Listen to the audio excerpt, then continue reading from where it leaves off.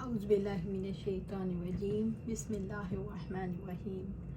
कालू या लूतू इन्ना रुसुलु रब्बिका लन यसिलू इलैका फ़अस्रि बिअहलिका बिक़ित्इम मिनल लैलि वला यल्तफ़ित मिनकुम अहदुन इल्ला इम्रअतक इन्नहु मुसीबुहा मा असाबहुम इन्ना मौइदहुमुस्सुब्ह अलैसस्सुब्हु बिक़रीब। उन्होंने कहा, ए लूत अलैहिस्सलाम, हम आपके रब के फरिश्ते हैं, वो हरगिज़ आप तक नहीं पहुंच पाएंगे। चुनाचे अपने घर वालों को रात के किसी हिस्से में लेकर निकल जाओ और तुम में से कोई एक पीछे मुड़कर ना देखे मगर तुम्हारी बीवी के बिलाशुबा इस तक वही कुछ पहुंचने वाला है जो इन तक पहुंचेगा। इनके वादे का यकीनी वक्त सुबह का है, क्या सुबह करीब नहीं? सूरत हूद आया 81। कालू, फरिश्तों ने कहा, या लूतू इन्ना रुसुलु रब्बिका, ए लूत, हम आपके रब के फरिश्ते हैं। फरिश्तों ने लूत अलैहिस्सलाम को आगाह कर दिया कि हम आपके रब के भेजे हुए फरिश्ते हैं, आप फिक्र न करें, हम आसमान से अजाब लेकर आए हैं। लन यसीलू इलैका, वो हरगिज़ आप तक नहीं पहुंच पाएंगे, यानी वो आपकी तरफ पहुंचने नहीं पाएंगे। फिर जिब्राइल अलैहिस्सलाम ने अपना पर हिलाया और इनको अंधा कर दिया और वो लूत अलैहिस्सलाम को सुबह आने की धमकी देते हुए चले गए। फ़अस्री बिअहलिका बिक़ित्इम मिनल लैल, चुनाचे अपने घर वालों को रात के किसी हिस्से में लेकर निकल जाओ। असरा अरबी ज़ुबान में रात के सफ़र को कहते हैं। इससे मुराद ये है कि सुबह होने से कबल रात को निकल पड़ेगा। वला यल्तफ़ित मिनकुम अहदुन, और तुम में से कोई एक पीछे मुड़कर ना देखे, यानी अगर दिल खराश चीखें सुनाई दें तब भी कोई पीछे मुड़कर ना देखे।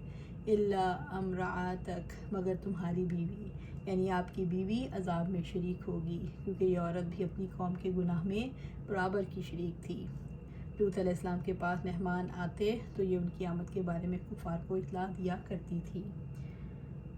लूत अलैहिस्सलाम की बीवी काफरा थी, वो भी हलाक कर दी गई। वो लूत अलैहिस्सलाम के साथ निकली ही ना थी। जब पूरी कौम पर अजाब आया तो वो भी उन्हीं में हलाक हो गई। और बाज़ मुफस्सिरीन का कहना है कि वो साथ तो निकली थी, लेकिन जब उसने अजाब आने की आहट सुनी तो पीछे मुड़कर देखने लगी और अपनी कौम की हलाकत का यकीन करते हुए यूं कहा, हाय मेरी कौम। इस वक्त उसे एक पत्थर आकर लगा जिससे वो हलाक हो गई।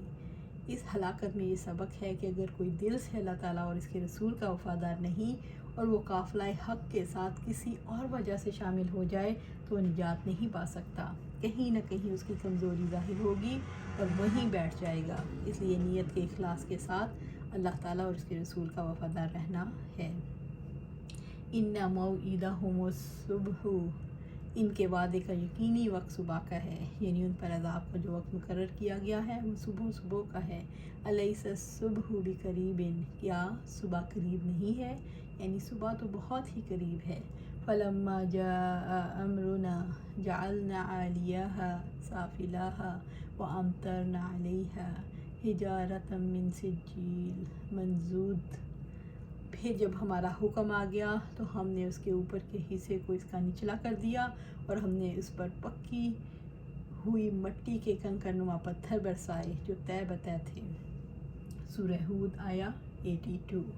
फलम्मा जाअ अम्रुना, फिर जब हमारा हुक्म आ गया, यानी जब कौम पर अजाब का वक्त आ पहुँचा, जअलना आलियाहा साफ़िलाहा, हमने उसके ऊपर के हिस्से को इसका निचला कर दिया। जिब्राइल अलैहिस्सलाम ने इन सब को जमा करके उनके मकानात और मवेशियों समेत ऊंचा उठा लिया, यहाँ तक कि उनके कुत्तों के भौंकने की आवाज़ें आसमान के फरिश्तों ने सुन ली। आप अपने दाहिने पर के किनारे पर उनकी बस्ती को उठाए हुए थे, फिर उन्हें ज़मीन पर उलट दिया, एक को दूसरे से टकरा दिया और सब एक साथ गारित हो गए। व अमतरना अलैहा हिजारतम मिन सिज्जील, और हमने उस पर पकी हुई मट्टी के कंकरनुमा पत्थर बरसाए, यानी उन पर ऐसे पके हुए पत्थर बरसाए जो सख्त हरारत वाली आग में पके हुए थे। मंजूद, जो तह बतह थे, यानी उन पर ताबड़तोड़ पत्थर बरसाए गए जो बस्ती से भागने वालों का पीछा करते थे। چونکہ ان کا عمل زانیوں کے عمل سے مشابہ تھا، اس لیے ان پر پتھروں کی بارش کی گئی۔ عبداللہ بن عباس رضی اللہ تعالیٰ عنہ بیان کرتے ہیں کہ آپ صلی اللہ علیہ وسلم نے فرمایا، اگر تم کسی کو پاؤ کہ قوم لوط کا سا عمل کرتے ہیں تو فاعل اور مفعول دونوں کو قتل کر دو۔ مسوماتن عند ربک وما ہی من الظالمین ببعید، آپ کے رب کی جانب سے نشان زدہ تھے اور ان ظالموں سے وہ کچھ دور نہیں۔ سورۃ ہود آیا 83۔ مسوماتن عند ربک، آپ کے رب کی جانب سے نشان زدہ تھے، یعنی ان پتھروں پر ہلاک ہونے والوں کے نام کندہ تھے۔ یہ پتھر سدوم کے باشندوں پر گرے تھے، ان میں سے کوئی شخص اللہ کے عذاب سے نہیں بچ سکا، ان پتھروں پہ عذاب کی علامت تھی۔ وما ہی من الظالمین ببعید، اور ان ظالموں سے وہ کچھ دور نہیں، وہ بستیاں مکہ کے مشرکین سے کچھ زیادہ دور نہیں۔ جب وہ شام کے سفر روانہ ہوتے تو ان بستیوں کے بھولے بسرے آثار کو اپنی آنکھوں سے دیکھتے، انہیں دیکھ کر عبرت حاصل کریں، کہیں انہیں بھی قوم لوط کی طرح اللہ کا عذاب نہ پکڑ لے۔ ان بستیوں کی جگہ اب کھارے پانی کا سمندر پایا جاتا ہے، جسے بحر میت کہتے ہیں، اس لیے کہ اس کا پانی کوئی جاندار نہیں پی سکتا ہے۔ بحیرہ لوط بھی کہتے ہیں، اور اس کے آس پاس کی زمین بنجر ہے جو کچھ بھی نہیں اگاتی۔ پورے واقعہ کے بعد یہ الفاظ یقین دلاتے ہیں کہ اللہ کی سزا قریب ہے، بالکل تیار ہے، اللہ تعالیٰ کسی بھی وقت نازل کر دے گا۔ یعنی جو لوگ قوم لوط کے فعل کی مشابہت کرتے ہیں، یہ بستی ان سے کچھ دور نہیں، بس بندوں کو ان جیسے کام کرنے سے بچنا چاہیے تاکہ ان پر بھی وہ عذاب نازل نہ ہو جائے جو ان پر نازل ہوا۔ وَإِلَىٰ مَدْيَنَ أَخَاهُمْ شُعَيْبًا قَالَ يَا قَوْمِ اعْبُدُوا اللَّهَ مَا لَكُم مِّنْ إِلَٰهٍ غَيْرُهُ وَلَا تَنقُصُوا الْمِكْيَالَ وَالْمِيزَانَ إِنِّي أَرَاكُم بِخَيْرٍ وَإِنِّي أَخَافُ عَلَيْكُمْ عَذَابَ يَوْمٍ مُحِيطٍ۔ اور مدین کی طرف ان کے بھائی شعیب کو بھیجا، اس نے کہا، اے میری قوم، اللہ تعالیٰ کی عبادت کرو، اس کے سوا تمہارا کوئی معبود نہیں، اور ماپ اور تول میں کمی نہ کرو، بلا شبہ میں تمہیں اچھے حال میں دیکھتا ہوں، اور یقیناً میں تم پر گھیر لینے والے دن کے عذاب سے ڈرتا ہوں۔ سورہ ہود آیا 84۔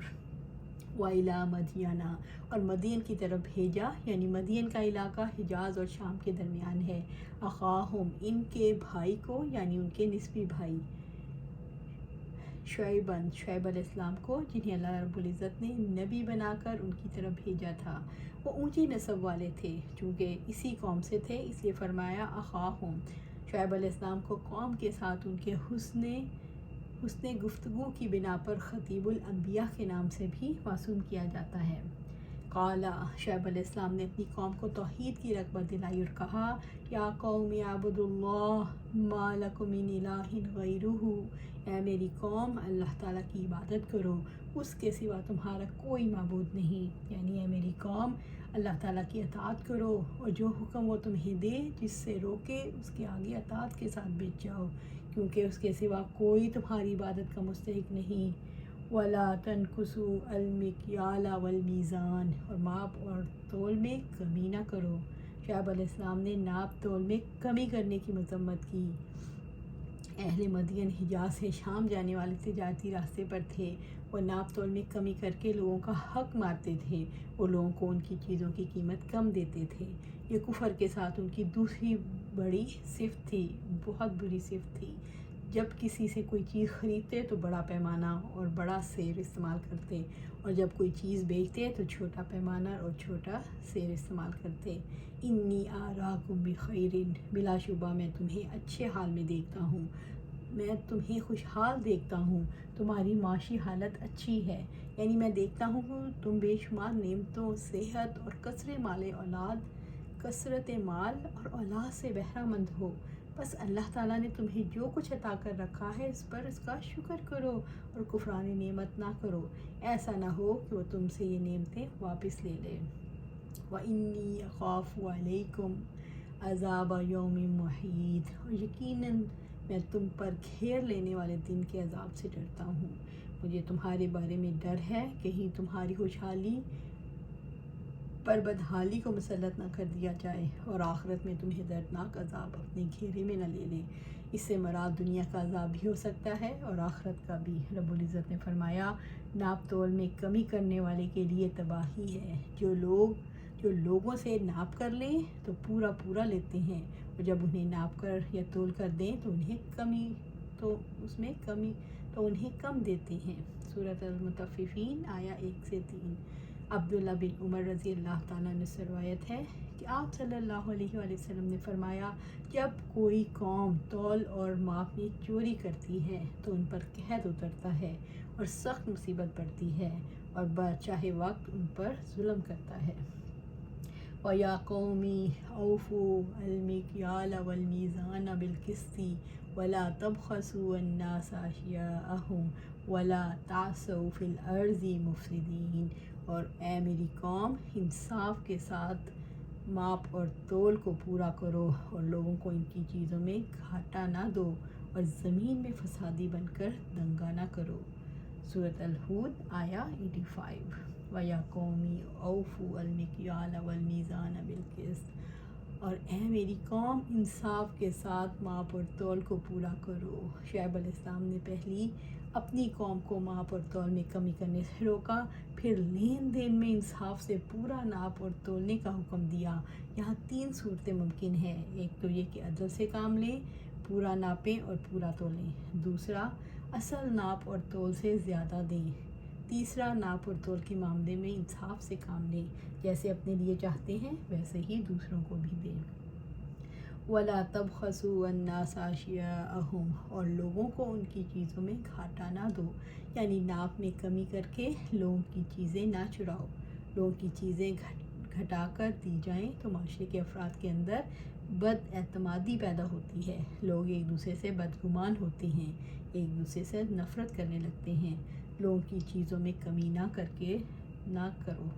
وَلَا تَعْثَوْا فِي الْأَرْضِ مُفْسِدِينَ۔ اور زمین میں فسادی بن کر دنگا نہ کرو۔ شعیب علیہ السلام لوگوں کو فتنہ اور فساد اور بدنامی سے روکتے تھے، کیونکہ وہ لوگ ڈکیتیاں کرنے کے عادی تھے، اس لیے انہیں گناہوں پر، نافرمانیوں اور حرام کاموں پر جمے رہنے سے روکا۔ گناہوں کے برے اثرات کی وجہ سے کھیت اور نسلیں برباد ہو جاتی ہیں، دین اور دنیا دونوں تباہ ہو جاتے ہیں۔ فساد میں ہر وہ عمل داخل ہے جس سے اللہ تعالیٰ کی نافرمانی ہوتی ہے، جیسے شرک باللہ کا ارتکاب کرنا اور اس کی طرف غیروں کو بلانا، اور اللہ تعالیٰ کے دین سے لوگوں کو روکنا، یا بندوں کے حقوق پامال ہو رہے ہوں، جیسے چوری کرنا، ڈاکہ ڈالنا اور ناپ تول میں کمی کرنا وغیرہ۔ بقیت اللہ خیر لکم ان کنتم مؤمنین وما انا علیکم بحفیظ۔ اللہ تعالیٰ کی بچت ہی تمہارے لیے بہتر ہے اگر تم ایمان والے ہو، اور میں تم پر کوئی نگہبان نہیں ہوں۔ سورۃ الہود آیا 86۔ بقیت اللہ تعالیٰ کی بچت، اس سے مراد اللہ تعالیٰ کی دی ہوئی بچت، یعنی جائز ذرائع سے حاصل ہونے والی کمائی، جائز ذریعے سے حاصل ہونے والا مال قیمتی اور زیادہ باقی رہنے والا ہے۔ تمہارے رب کی طرف سے تمہارا حصہ تمہارے لیے بہتر ہے۔ اللہ تعالیٰ کا دیا ہوا رزق تمہارے لیے بہتر ہے اس سے جو تم لوگوں کے رزق سے کمی کرتے ہو۔ ان کنتم مؤمنین، اگر تم ایمان والے ہو، یعنی اگر تم اللہ تعالیٰ کے وعدوں اور وعیدوں اور اس کے حلال اور حرام کی تصدیق کرتے ہو۔ بندے پر واجب ہے کہ وہ اس رزق پر قناعت کرے جو اللہ تعالیٰ نے اس کو عطا کیا ہے، چنانچہ وہ حرام کو چھوڑ کر حلال پر اور حرام ذرائع اکتساب کو چھوڑ کر حلال ذرائع پر قناعت کرے، اور یہی اس کے لیے بہتر ہے۔ حلال ذرائع اکتساب میں جو برکت اور اضافہ رزق ہے، وہ دنیا کی حرص کی خاطر حرام اسباب کسب اختیار کرنے میں نہیں، اس میں سراسر مال کا زوال اور برکت کی ضد ہے۔ ناحق لوگوں کا مال ہڑپ کرنے سے وہ نفع 1000 درجے بہتر ہے جو حق تعالیٰ تمہیں تجارت میں عطا فرمائے، اسی نفع میں خیر و برکت ہوتی ہے، اور یہی حلال و طیب ہے۔ جس طرح عذاب سے بربادی اور تباہی آتی ہے، ٹھیک اسی طرح رحمت سے جان اور مال کی بقا اور تحفظ ہوتا ہے۔ پورا ناپ تول کر جو کچھ بچ جائے وہی باعث خیر و برکت ہے، بھلا کہیں برے اور بھلے میں بھی برابری ہو سکتی ہے؟ آپ کہہ دیں ناپاک اور پاک برابر نہیں، اگرچہ ناپاک کی کثرت تمہیں اچھی لگے۔ سورۃ المائدہ آیہ 100۔ وما انا علیکم بحفیظ، میں تم پر نگران نہیں ہوں۔ اس سے مراد یہ کہ دین کو پہنچا دینا میری ذمہ داری ہے، ہدایت میری ذمہ داری نہیں، یعنی میں تمہارے اعمال کا محافظ نہیں ہوں، تمہارے اعمال کا نگران تو اللہ تعالیٰ ہے، میں تو تمہیں وہ پیغام پہنچا دیتا ہوں جو میری طرف بھیجا جاتا ہے۔ قالوا یا شعیب الصلاۃ تأمرک ان نترک ما یعبد آباؤنا او ان نفعل فی اموالنا ما نشاء انک لانت الحلیم الرشید۔ انہوں نے کہا، اے شعیب علیہ السلام، کیا تمہاری نماز تمہیں یہی حکم دیتی ہے کہ ہم ان کو چھوڑ دیں جن کی عبادت ہمارے باپ دادا کرتے تھے، یا یہ کہ ہم اپنے اموال میں جو چاہیں کریں؟ بلا شبہ تو ہی نہایت بردبار بڑا دانش مند ہے۔ سورۃ الہود آیہ 87۔ قالو، شعیب علیہ السلام کی قوم نے کہا، یا شعیب الصلاۃ تأمرک ان نترک ما یعبد آباؤنا۔ اے شعیب علیہ السلام، کیا تمہاری نماز تمہیں یہی حکم دیتی ہے کہ ہم ان کو چھوڑ دیں جن کی عبادت ہمارے باپ دادا کرتے تھے؟ شعیب علیہ السلام کثرت سے نماز پڑھتے تھے اور ذکر الہی میں مشہور رہتے تھے، اسی لیے کافروں نے ان کی دعوت کو ٹھکراتے ہوئے یہی بات کہی۔ شعیب علیہ السلام کی قوم دیندار ہونے کا دعویٰ کرتی تھی، مگر انہوں نے دینداری کے ساتھ شرک اور معاشی معاملات میں خرابیوں کو جمع کر دیا تھا۔ شعیب علیہ السلام نے جب سچی دینداری کی دعوت دی تو انہوں نے یہ طعنہ دیا، کیا تمہاری نماز تمہیں یہ سکھاتی ہے کہ ان معبودوں کو چھوڑ دیں جن کی پرستش ہمارے باپ دادا کرتے تھے، اور یہ کہ اپنے مال میں ہم اپنی مرضی نہ کر سکیں؟ یہ سوال گستاخی اور خود سری کا اظہار ہے۔ ہم اپنے عقل مند آباء و اجداد کے طریقوں کو چھوڑ کر تیری بات کیسے مان لیں؟ یہ بات انہوں نے اپنے نبی کا مذاق اڑاتے ہوئے اور ان کی دعوت کو رد کرتے ہوئے کہی کہ تو نماز پڑھ کر اللہ کی عبادت کر کے ہمیں ان معبودوں کی عبادت سے روکتا ہے جن کی پرستش ہمارے باپ دادا نے کی۔ اس آیت کریمہ سے ثابت ہوتا ہے کہ تمام انبیاء سابقین شریعت میں نماز مشروع تھی، یہ کہ نماز تمام اعمال سے افضل ہے، حتیٰ کہ کفار کے نزدیک بھی نماز کی افضلیت اور نماز کا تمام اعمال پر مقدم ہونا محقق ہے۔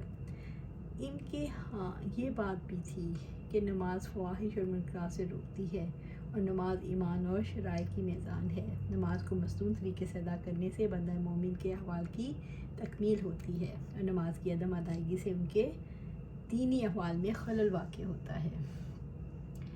او ان نفعل فی اموالنا ما نشاء، یا یہ کہ ہم اپنے اموال میں جو چاہیں کریں، یعنی ہم اپنے مالوں میں اپنی مرضی چھوڑ دیں، ہم اپنی مرضی سے تصرف نہ کریں بلکہ ایک اللہ کے حکم کو پورا کریں، اسی کے حکم سے ناپ تول پورا کریں، اسی کے حکم سے واجب حقوق ادا کریں۔ ہم تو اپنے مالوں کے بارے میں وہ کچھ کریں گے جو ہم چاہیں گے، مال ہمارے اور تصرف کسی اور کا، یہ کیسے ممکن ہے؟ وہ مال جو اللہ تعالیٰ نے انسان کو عطا کر رکھا ہے، اگرچہ اللہ تعالیٰ نے اس کو اس کا مالک بنا رکھا ہے، تاہم انسان یہ حق نہیں رکھتا کہ اپنی مرضی سے اس میں تصرف کرے، کیونکہ یہ مال اسی کے پاس اللہ کی امانت ہے، لہٰذا اس پر فرض ہے کہ وہ اس میں ان لوگوں کے حقوق ادا کرے کہ اللہ تعالیٰ کے حق کو قائم کرے، اور ان ذرائع اکتساب کو اختیار کرنے سے باز رہے جن کو اللہ تعالیٰ اور اس کے رسول نے حرام قرار دیا۔ اس کے برعکس کفار اور ان سے مشابہت رکھنے والے دیگر لوگ سمجھتے ہیں کہ وہ اپنے مال کے خود مالک ہیں، وہ جیسے چاہیں اس میں تصرف کریں، خواہ یہ اللہ تعالیٰ کے حکم کے موافق ہو یا مخالف۔ انک لانت الحلیم الرشید، بلا شبہ تو ہی نہایت بڑا دانش مند ہے، یعنی یہ تو تمہارا خیال ہے کہ تم رشد و ہدایت کے سوا کسی چیز کا حکم نہیں دیتے، اور گمراہی کے سوا تم کسی چیز سے نہیں روکتے۔ اگر ایسا ہے تو ہمارے آباء و اجداد تو پھر احمق ٹھہرے، یہ کیسے ہو سکتا ہے کہ تم تو حلیم اور رشید ہو اور ہمارے آباء و اجداد احمق اور گمراہ؟ اللہ سبحانہ تعالیٰ سے دعا ہے کہ اللہ سبحانہ تعالیٰ ہمیں بصیرت عطا فرمائے، ہم بس سمینا اور طانا کریں اور اس پر عمل کرتے چلے جائیں۔ اور یہ کب ہوگا؟ جب ہم قرآن و سنت پر عمل کریں گے، اس کو اپنی زندگیوں میں نافذ کریں گے، دین کو قائم کریں گے۔ اللہ سبحانہ تعالیٰ ہمیں دین کو اپنی زندگیوں پر قائم کرنے کی توفیق عطا فرمائے اور اس پر استقامت عطا فرمائے۔ آمین یا رب العالمین۔